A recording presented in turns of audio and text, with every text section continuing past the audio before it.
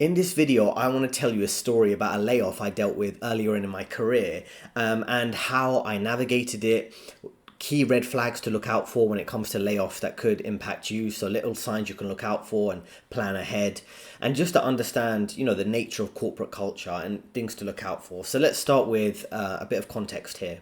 So firstly, what was my role? I was working with the board of directors. I was helping implement a global kind of financial risk management framework. I was working quite closely with regional and country management, having meetings with them all throughout the day, all throughout the time zones, having calls with Asia, New Zealand, New York, Latin America, Brazil contacts all over the world. So it was quite an interesting role, and I was effectively utilizing a lot of the skills I developed throughout my career. But then after some time in the role, there were some red flags that came up, and it all led me to believing a layoff was coming up. And I had a conversation with a few contacts that I knew, and they thought, no, it's nothing to worry about. It won't impact you. But I could see the signs, right? And I don't think it was personal, but because there were many job cuts. But these are the things to look out for, right?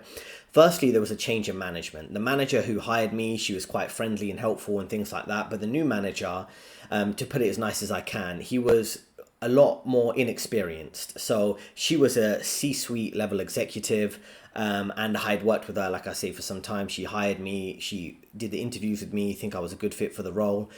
And she had quite an interesting role for me. There was lots of working, like I say, with quite senior people, global contacts, developing a global framework. In the future, it could involve traveling and doing work and things like that. Like, it was almost like a consultant and financial risk management type of role. So it's quite interesting. But what ended up happening is that the new guy who came in, he went from quite a junior role, and I assume he was a favorite of the other management there. When she left, he was, like I say, took over this C-suite level executive role. So I don't know why they him essentially. So I'm going to change some of the details, but he was managing a small country, let's just say Mauritius or New Zealand. Let's say he was managing New Zealand.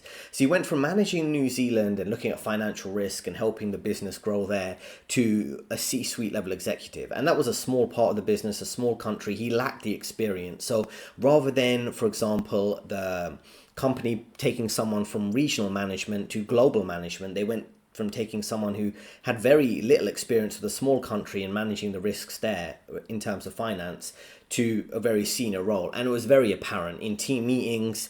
People kind of indirectly make a little passive aggressive comment against him or undermine his lack of expertise, his lack of management skills, lack of organizational skills. And it was quite funny. I wouldn't say anything, but it was like, even when I was interacting with him, he clearly wasn't the best fit for the role, and other people were losing their patience with him. So firstly, he kind of had a lack of experience for the role, and I could tell from jobs he was cutting.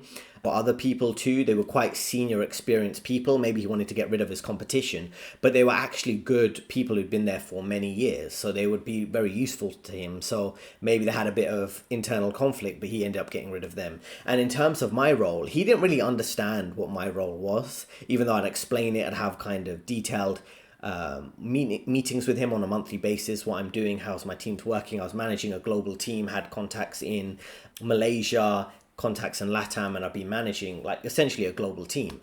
And he didn't kind of get that and what I was doing. So the kind of future projects I would be working on, he ended up kind of delegating it to other roles and working groups, and then we'll get into some of the further details in a moment. But the management change, and when your manager changes, that's the first red flag you should look out for, because your main stakeholder, the main person who decides whether you keep your job or you're up for a layoff, is your direct line manager, right? So if they change and the new guy doesn't get on with you, or he doesn't value you, you should probably consider whether you'll be able to work there long term, or you might be moving to another team, or you might have to find another job.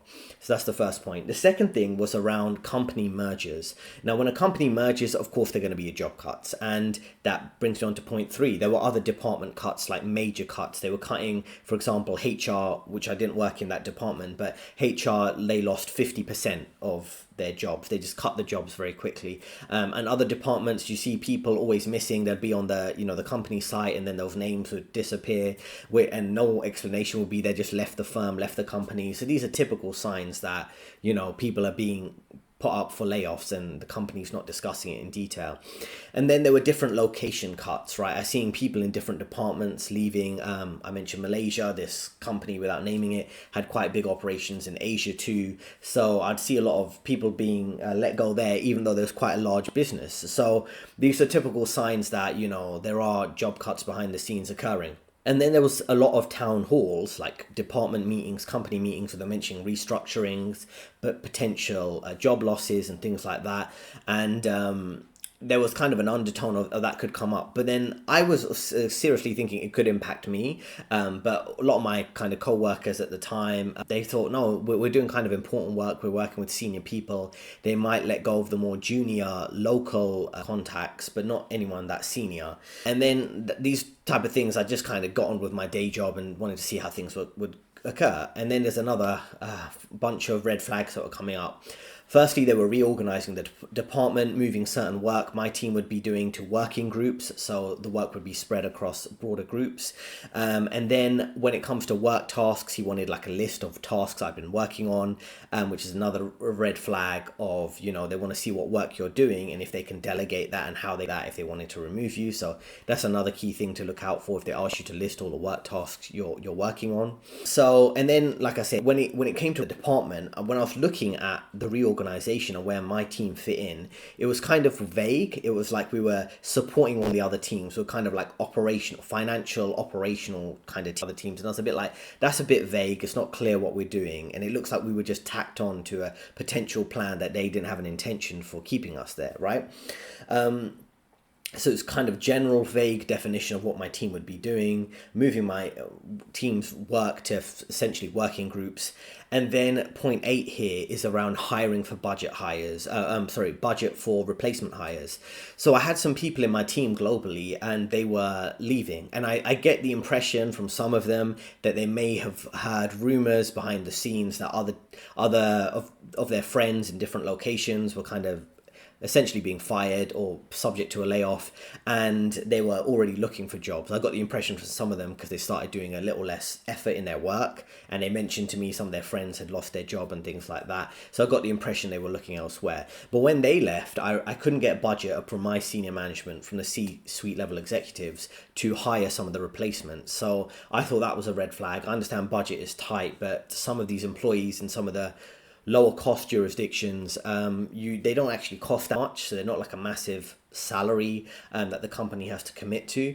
So that was a red flag I was a bit concerned with. And then number 9 is what I was mentioning, when the manager would, the C-suite level executives, everyone's meant to respect him, but in his own department meetings, his own senior management meetings, town halls and things like that, he would repeatedly get heckled, or people kind of point out critical points about how he's managing the department and the team from regional management. And like I say, those points were valid because he was quite junior and he went several layers above to a C-suite level role above people who were kind of more qualified than him. And I guess they were annoyed that they didn't have an opportunity for the role, or they were pointing to someone who's not doing a good job.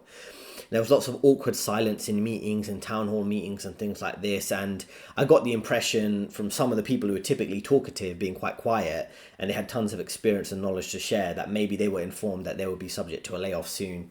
So they kind of stopped putting in effort at work. And there were so many little signs like this to look out for. And then the 10th point was around him lacking basic knowledge, basic subject matter expertise. He was, like I say, a manager of a small country, let's just say New Zealand, for example, to a global head. He didn't know basic rules about countries' financial risks, things like sanctions. I had a lot of crypto expertise. He didn't know nothing about that. And it was just apparent that he probably was a friend of someone who's quite senior. And then all of a sudden he's been put in that kind of top management role. And then what happened was my monthly meeting with him was getting delayed consistently, and I wasn't sure what was going on. I wasn't getting the budget to hire the new replacement hire. And then we have our meeting. Again, it was rescheduled several weeks out, and then from a Tuesday to a Thursday, and I wasn't sure what's going on. But I got the impression this could occur, given he was kind of standoffish with me. He wasn't really discussing too many work matters with me. He was just dumping loads of extra work, like menial tasks to get done.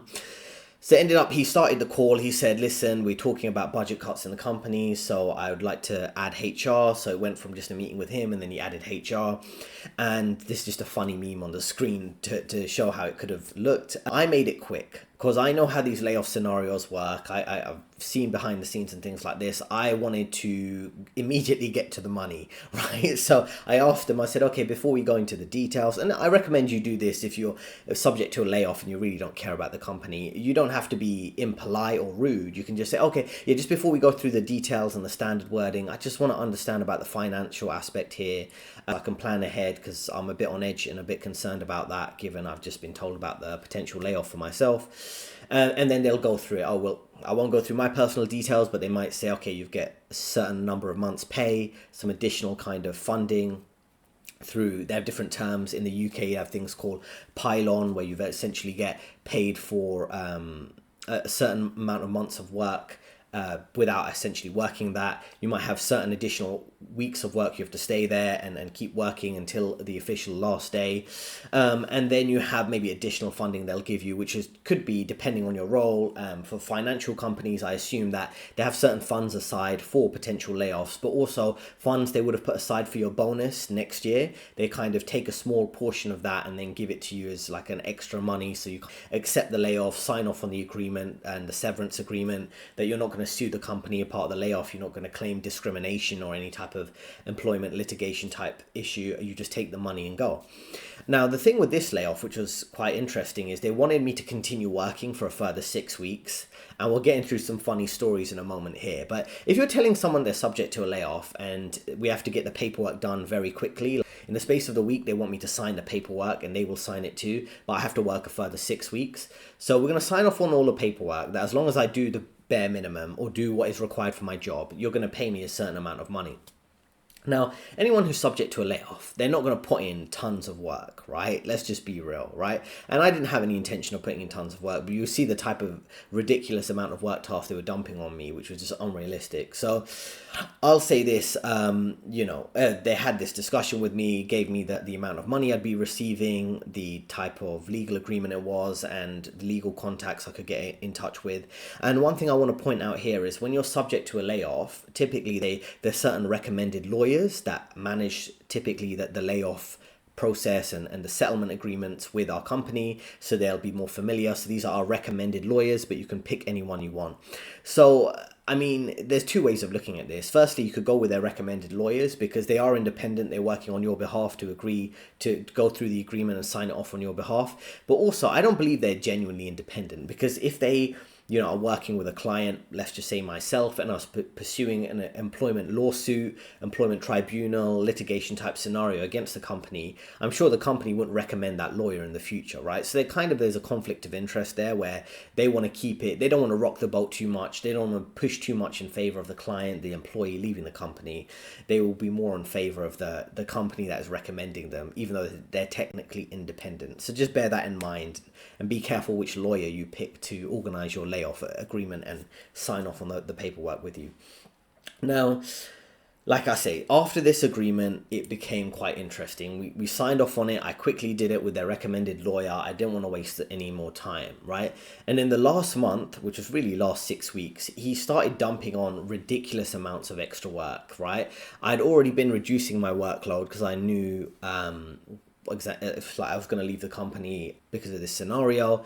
I'd already been ahead of the curve in terms of doing extra work, so I didn't want to start doing loads of additional tasks for a job I was leaving, right? So firstly, he would do things where I essentially was managing things so effectively, it became a very manageable job for me and my team, right? So we weren't overworking ourselves, but we were producing enough to keep management happy effectively. And he gave me tasks like this. He said, okay, well, what are you actually doing? I was saying, I'm managing the team. I'd give a list of tasks, things like that. He would essentially say, okay, there's a global inbox of emails and I want you to help me organize this. There are 1,000+ emails there, and organize it in subfolders. Now, part of that you can do it kind of in an automated way, but part of it you have to look through it manually. So essentially it's a completely ridiculous task, right? It's a pointless work. It's just busy work, keeping me busy when he could get maybe a more junior outsourced staff for much lower wage to do this rather than waste my time. It was pointless work, and he came up with it on the spot in a meeting. It was like, okay, you're just bringing up pointless tasks. I was just trying to keep my patience or not lose my temper with the guy. So what I ended up doing was delegating it, automating part of it, and my team members, they did it kind of at a slower pace. I told them, don't make it your priority, and he didn't like it. I mean, the fact that I was delegating work within my team rather than myself doing it. And it was like, this guy kind of grossly underestimated my expertise. I was managing multiple things globally, every type of cryptocurrency type of query. I was on the front line answering these questions. We didn't have any other contact in the entire global company that operates in 40 countries that was really an expertise in that, and I was the only one. So I was helping with Seychelles and the Canary Islands, Panama, all these type of countries where you might have a small niche kind of crypto companies registering there and incorporating their companies. I was helping with that, right? So I was doing like real technical work. So giving me these type of menial tasks was a bit ridiculous. So how did I deal with it? I delegated it, and I realized this guy was going to keep giving me pointless tasks. So I took a few days off as mental health days. Now, given the fact that we'd already signed off on the legal agreement, as long as I do the bare minimum or what was required in my job, I don't think they'd take me to court and say we don't want to pay him for his layoff funding that we've agreed, the layoff payment, if he doesn't do all this extra work. So I was getting kind of annoyed with these over-the-top tasks. So I took some days time off for mental health, delegated some of the work. And also I was bearing in mind what was the exact legal wording we agreed to, right? We have to have reasonable workloads. We can't have unreasonable workloads being put on me in the last couple of weeks of my job there, right? So that's the kind of thing I was kind of leaning on. I didn't say that, but I knew if I had to make this a legal issue, they're not going to backtrack on a legal agreement they already signed off on with me, unless I did something ridiculous like stop working for several weeks. That's when they would have the kind of opportunity to completely refuse to pay me. But in this instance, I did what I had to do, the basic daily tasks, answering emails, things like that. And then he wanted me to train my replacement hires. And this is the ridiculousness of the company, right? Where a company says, oh, we have to do job cuts because of budget cuts and things like this. But at the end of the day, he was kind of replacing me with cheaper replacement hires. One was based in London, one was based in Eastern Europe. And effectively, what I would be expected to do was to train them. And I trained them to a certain extent, but I'm not going to waste loads of my time training people who are kind of my replacement hires. And they probably, I guess, in totality, both of them would equal my salary at the company or slightly below it. So it was just kind of a bit ridiculous, right? So I did the handover, and on top of that, I remember earlier in the year, and this shows you the double standard hypocrisy you have to deal with as a man in corporate. There was a female team member who was a global head, and she was going on maternity leave. And before she did, we had to organize a handover, and she had to organize a handover because she was leaving. She did it in such a disorganized way. Not just me, but other team members, including other female team members, just didn't understand what things she was explaining, tasks she was explaining to us, to the point where even the global head, the C-suite level executive, didn't understand what she was explaining, right? She had these complex Excel files with macros and things that just wasn't functioning. And many team members and even outside our department was trying it. It was just such a waste of time handover. Now, with me, I ended up doing an effective handover, all detailed Excel files, Word documents, and I was well ahead of schedule in doing this. And this is what I mean. When you're part of a layoff, reduce your workload, which I did, but also do things super slow, even the handover, because if you do the handover ahead of time, as you'll learn shortly, they'll just start giving you extra work. So I did the handover ahead of schedule. I wanted to ensure I got the money. They didn't have any loophole or excuse to kind of say we're not going to get your layoff payment. So I did this ahead of schedule. I didn't think it would start dumping on extra work in my last 1 or 2 weeks or 1 or 2 days, as you'll see shortly, right? And this is the ridiculous thing. Like, you're justifying job cuts on the basis of budget cuts. They're just lying, right? The company's typically always got budget. It's just maybe internally, like I say, management change, or there's some other ridiculous reason they want to get rid of you, because maybe they want to hire a cheap contact in Eastern Europe to kind of do something similar, and then someone at a lower wage in your current location to do part of your work too. So all these type of ridiculous scenarios can occur. And I realized, what was the comparison between me and those people? The difference is the work I was doing was like, I was working on, I would have multiple things where I was working on them as projects, whereas these people, some of their job titles was like head of process quality improvement, things like that, some ridiculous titles like that. And it was like the company wanted to show they were improving the quality of their processes, the quality of their work. So they wanted to hire someone who is independent working on that specific task rather than having it as a smaller project that I was working on, because the company had all these type of really fundamentally flawed processes in terms of their management and procedures and things like that. So that's the type of ridiculousness that you have to deal with, right? So let's just talk through the kind of last few scenarios here. So I was doing all my work. I was ahead of schedule. In my last week, I had about 4 days in the 5-day work week to work as part of the contract. And essentially, when it came to the second to last day, there was a meeting that the manager had organized with me, just a one-to-one before I leave. And at that point, I was kind of annoyed, right? I was annoyed with the fact, I didn't say this, but I was annoyed with the fact that, you're putting me up for a job cut while you're hiring other people, blatantly in my face. You expected me to train them, which I did. I did the handover ahead of schedule. This guy was saying that due to budget cuts, they couldn't take flights to different locations, but this guy was taking multiple flights to America, to throughout Europe. So it was kind of ridiculous. It's like you're lying in my face and expecting me to kind of play nice with you and dumping those ridiculous tasks, organizing 1,000 emails into subfolders, right? So what happened to that last meeting? It was in the afternoon the day before I was leaving, right? And I was working from home for the last few days. So I cancelled the meeting that he had scheduled. And I just said nicely, I said, I'm just cancelling this meeting. I believe we've discussed all the work tasks. There's nothing further to discuss. And thanks for your time. And I look forward to moving forward with my career. And I'll hand back the laptop and deliver it to the office tomorrow as agreed, right? So he threw a completely passive-aggressive fit, started calling me multiple times, sending angry emails like, you can't cancel a meeting, I want to have this meeting with you. And at this point, it's ridiculous. It's the day before I leave. Like, there's nothing to discuss. And then I replied politely in an email. We've discussed everything we need to discuss. I've done the handover. All the work tasks are done. And I'm on standby. I'm logging in as per normal during work hours for any questions that you or the team might have, and I'll be happy to help. And then he responded on email, again, passive aggressively. Well, you can't just log in. You have to log in and actually do work. There's plenty of work to be getting on with. And then he assigned me on the afternoon before I leave multiple tasks that take multiple hours, which is completely ridiculous, right? So this is what ended up happening, right? So I did the changes he wanted me to do, the work tasks. I had to check about 100 plus company licenses throughout these global locations that they were actually there. It's kind of a quick task for me, but it's a bit tedious to do that.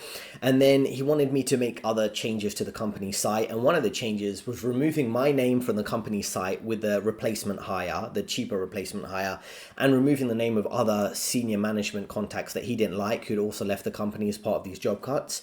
It was kind of ridiculous and like a level of disrespect and being difficult for the sake of it, which you might say I shouldn't have cancelled the meeting that we're having the day before I leave, but it's completely ridiculous. It's like you're lying to my face, and I'm not pointing that out. I'm just not eager to discuss anything further with you. So I did the work. I sent the email showing things were complete, CC'd a few co-workers for evidence so they don't say, oh, this didn't occur, he didn't do these work tasks on the last day. I wanted to make sure I could get the layoff payment that we'd agreed legally. And then I sent a final email to my manager and HR that you've done everything required of me and that payment was due as part of this layoff agreement within the next 28 days. So effectively, I visited the office, returned the laptop, and reminded them we have this legal agreement in place with the HR contact there. I would like to receive the payment on time. After that, I left the company. I did a little bit of traveling just for a few weeks that I'd already pre-scheduled before the layoff news came to me.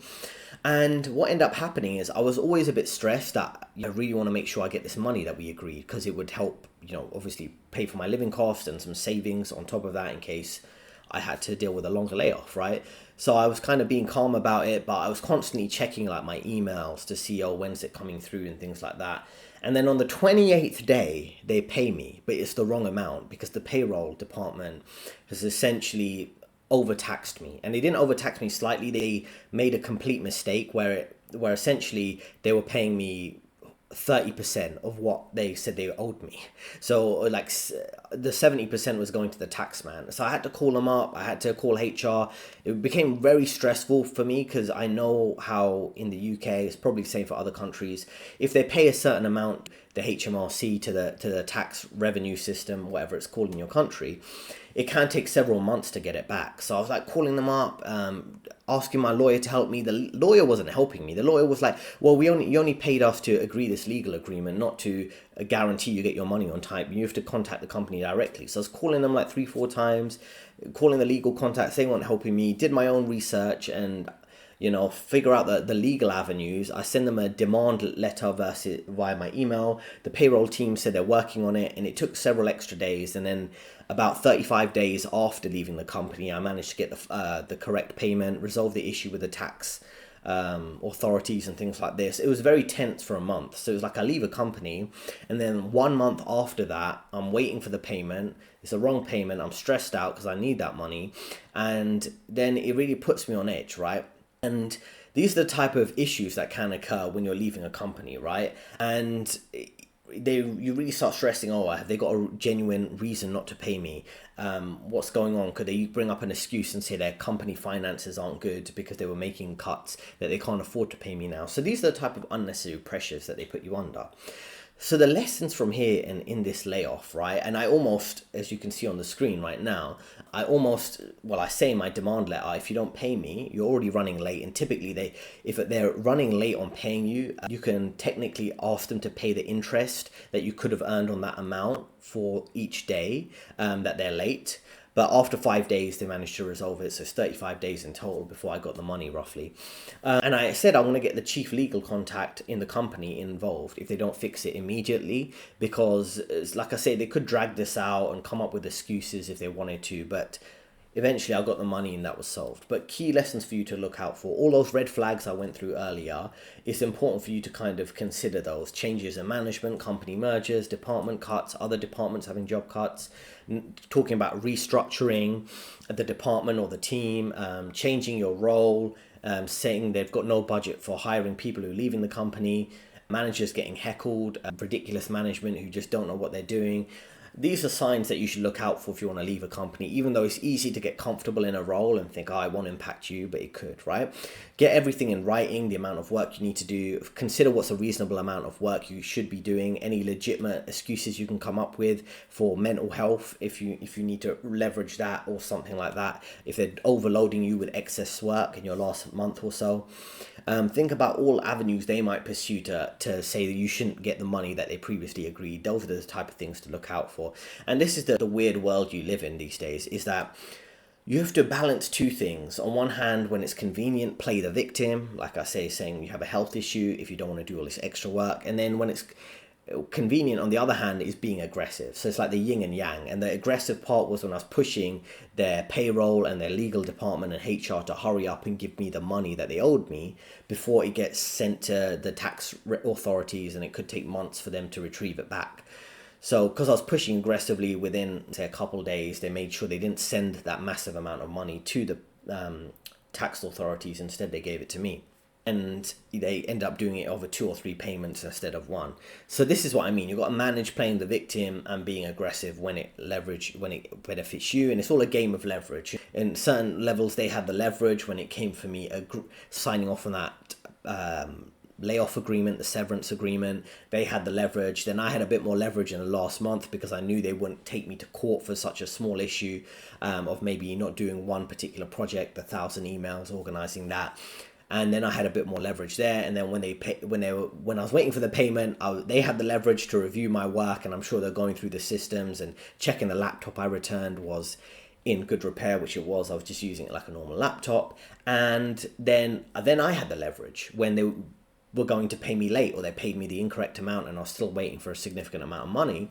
Then I had the leverage. So it's this game of leverage you've got to play, right? And to give you an example, I remember working with a managing director at a major investment bank, and he dealt with a similar scenario I might cover in another video. And he had good contacts for the employment relations contacts, just a friend he had there, and he played this tricky game of health issues, physical health issues, mental health issues, the company putting him under pressure, getting paid for several months without doing much work, and then going back to work, and then and then organizing a good kind of severance agreement. So a bit more complicated than this, and he was more senior and he had a bit more leverage over the company, knew lots of dirt on the company. So essentially he could have written a book about the company and their ridiculous underhand business tactics. So there's all types of avenues you can take, and leverage you might be able to push for discrimination, things like that, to get a bigger layoff package. But it can be a very tricky game, particularly when the companies, more often than not, you have more leverage than you have, more lawyers and funds for those lawyers than you would, right? And the last thing is around understanding the lawyer is not on your side, right? When it came to resolving this, the lawyer that was meant to be representing me was just like not doing anything. They just told me to contact the company. If I wanted them to do something, they might have done something minor, but then I'd have to pay them for any like real action to pursue to get more money from this company. So the thing is, I would recommend that you try to find some good legal contacts, maybe through your personal network, maybe just contacts who are independent of the companies that you're leaving. They're not the recommended law firm from the company that deal with their layoff agreements, that they can be a bit more aggressive because they don't have a contact or a kind of business relationship with the company to get recommended by them. I hope you found this helpful, right? So it's about 30 minutes of kind of detailed layoff scenarios, and throughout this year and coming years there are going to be a lot more layoffs, lots more jobs being outsourced to whether it's India or the Eastern Europe locations, things like that. Many jobs being lost to AI and automation. So in these layoff scenarios, you need to learn from these lessons so you don't get caught up in a very bad scenario. I've worked in the finance industry for over a decade, companies like Goldman's and Morgan Stanley, investment banking, sales and trading roles. And I offer a career advice service. There's a link in the description if you want to talk with me, and I'll be happy to help. Let me know in the comments how you feel about this layoff story that I dealt with. What was your experience with layoffs? And it'll be good to see you in the next video. 2 recommended videos on your screen right now. I'll see you next time.